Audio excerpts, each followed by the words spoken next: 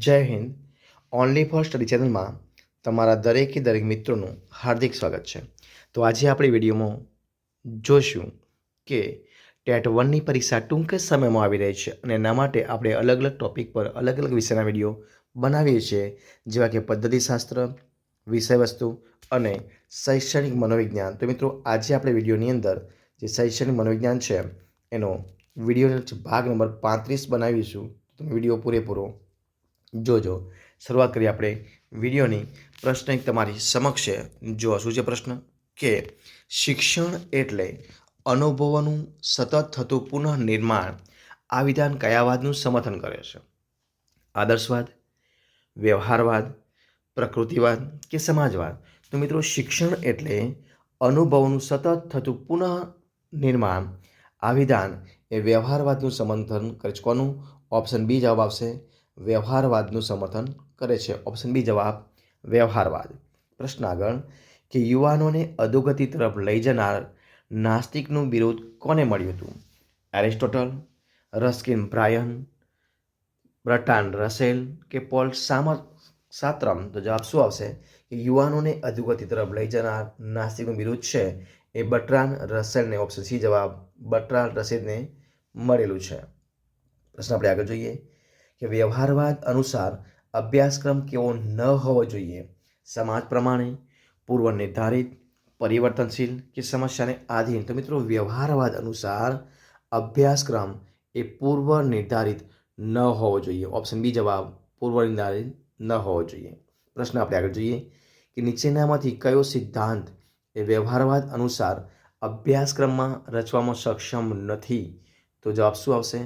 ઉપયોગિતાનો સિદ્ધાંત, બાળકની રુચિનો સિદ્ધાંત, એકીકરણનો સિદ્ધાંત કે કુદરત વડે કેળવણી?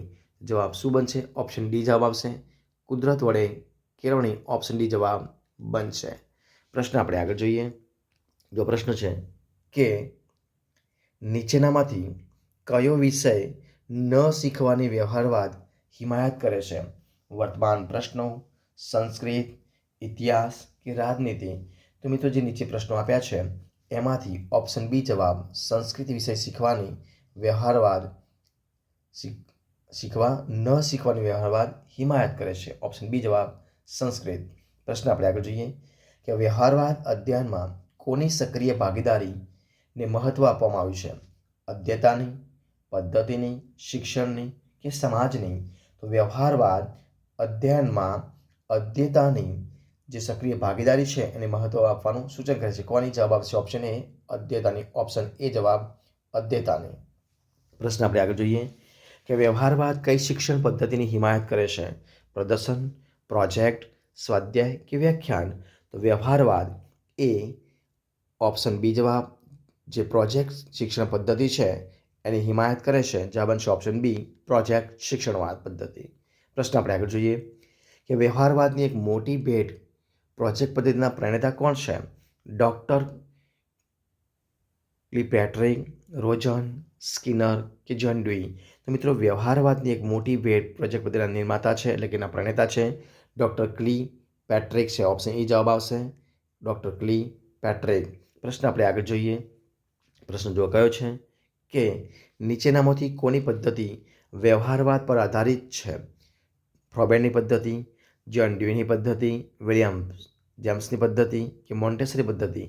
તો અહીંયા જે પદ્ધતિઓ આપી છે એમાંથી વ્યવહારવાદ પર આધારિત જો પદ્ધતિ હોય તો એ છે ઓપ્શન એ જવાબ ફ્રોબેનની પદ્ધતિ. જવાબ આવશે ઓપ્શન એ ફ્રોબેનની પદ્ધતિ. પ્રશ્ન આપણે આગળ જોઈએ કે વ્યવહારવાદીઓ કેવા પ્રકારની શિક્ષણના હિમાયતી હતા? મુક્ત શિસ્ત, સામાજિક શિસ્ત, સ્વયં શિસ્ત કે આશાવાદી શિસ્ત? તો વ્યવહારવાદીઓ એ એકદમ સામાજિક શિસ્તના હિમાયતી હતા. જવાબ બનશે ઓપ્શન બી સામાજિક શિસ્ત. પ્રશ્ન આપણે આગળ જોઈએ કે વ્યવહારવાદી જ્હોન ડ્યુઈ કેવા પ્રકારની શિક્ષણના વિરોધી હતા? સ્વયં શિસ્ત, મુક્ત શિસ્ત, પરંપરાગત શિસ્ત કે સામાજિક શિસ્ત? તો વ્યવહારવાદી જ્હોન ડ્યુઈ એ પરંપરાગત શિસ્તના વિરોધી હતા. કોના? ઓપ્શન સી જવાબ આવશે પરંપરાગત શિસ્ત. પ્રશ્ન આપણે આગળ જોઈએ કે માનવીના મનમાં ચાલતા સંઘર્ષોને સમજવાનો પ્રયત્ન કોણે કર્યો હતો? તો માનવીના મનમાં ચાલતા સંઘર્ષોને સમજવાનો પ્રયત્ન કર્યો હતો option C T Morgan, Freud, John ડ્યુઈ કે સ્કિનર? તો જવાબ છે ઓપ્શન બી ફ્રોઇડે. કોને કર્યો હતો? ફ્રોઇડે કર્યો હતો. પ્રશ્ન આપણે આગળ જોઈએ. જો પ્રશ્ન છે કે મનોવિજ્ઞાન સજીવ પ્રાણીઓના વર્તનનું હેતુલક્ષી વિજ્ઞાન છે. આ વ્યાખ્યા કોને કરી આપી છે? જ્હોન ડ્યુઈએ, સીટી મોર્ગન, મેકડુગલ કે ઋગ્વેદ?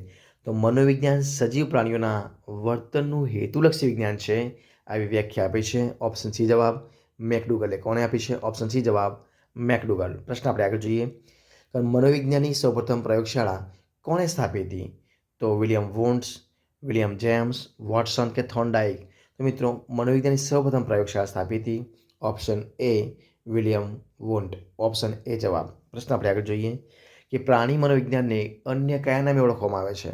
વર્તન વિજ્ઞાન, તુલનાત્મક વિજ્ઞાન, વાસ્તવિક વિજ્ઞાન કે પ્રાકૃતિક વિજ્ઞાન? તો પ્રાણી મનોવિજ્ઞાનને બીજા ઓપ્શન બી તુલનાત્મક વિજ્ઞાન સાથે ઓળખવામાં આવે છે. ઓપ્શન બી જવાબ તુલનાત્મક વિજ્ઞાન. જે પ્રશ્ન આવા મિત્રો અહીંયા આપણે આ વિડીયો પૂરો કરીએ છીએ. જો તમારો વિડીયો ગમે હોય, પસંદ આવ્યો હોય, યુઝફુલ લાગ્યો હોય ને તો એને લાઇક કરો, કોમેન્ટ કરો, તમારા મિત્રોને વિડીયો શેર કરો અને છેલ્લે ચેનલમાં નવા હોય, જેને સબસ્ક્રાઈબ ન કરી હોય તો ઓનલી ફર્સ્ટ ચેનલને સબસ્ક્રાઈબ કરવા માટે વિનંતી છે. આપણે ફરી મળીશું એક નવા વિડીયો સાથે, નવા ટોપિક સાથે. ત્યાં સુધી બની રહો. જય હિન્દ, જય ભારત, જય જય ગરવી ગુજરાત. Best of luck.